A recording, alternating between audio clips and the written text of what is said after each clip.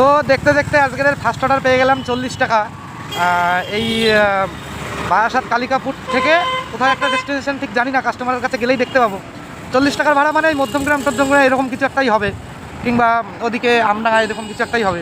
তো টুকটুক করতে করতে কিন্তু ঠিক আছে। আসলে ফার্স্ট অর্ডার যেটা ঢুকলো ওটাও কাস্টমার ক্যান্সেল করে দিয়েছে, আর সেকেন্ড অর্ডার আর একটা ঢুকেছিল দমদমের, ওটাও ক্যান্সেল হয়ে গেল। ঠিক আছে, দুটো ভাড়াই ক্যান্সেল হলো।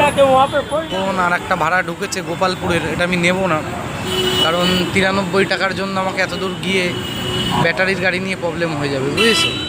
Continue on National Highway 112 for 800 meters. দেখতে দেখতে কিন্তু একটু জ্যাম পড়ে গেল। আমি কিন্তু ফার্স্ট অর্ডারটা ঠিক পেয়েই গেলাম। ফার্স্ট অর্ডার ছিল আমার 26 টাকার, তো এখন যাচ্ছি।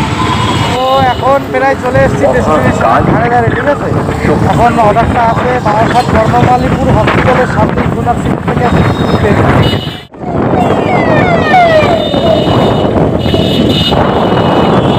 কিন্তু চলে এসেছি ইকো নার্সিংহোমের ওখানেই কাস্টমার দাঁড়িয়ে রয়েছে। তো আমার তো এই অবস্থা, ভোটের মধ্যে পুরো একটা হয়ে বেরোতে হবে, না হলে তো যেটুকুনিটা চেহারা আছে দেখা যায় তাও দেখা যাবে না। এমনিতেই কালাবান্দর, তার উপরে ওই শিম্পাঞ্জি হয়ে যাবে।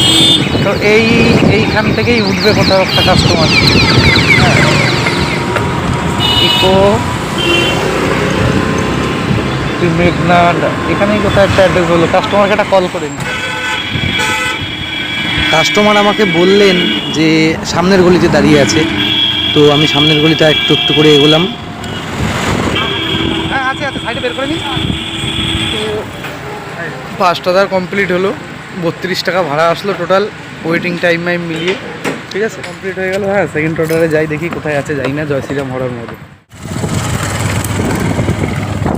তো গাইস দেখতে দেখতে কিন্তু আমার আর একটা সেকেন্ড ভাড়া ঢুকে গেছে। ঠিক আছে,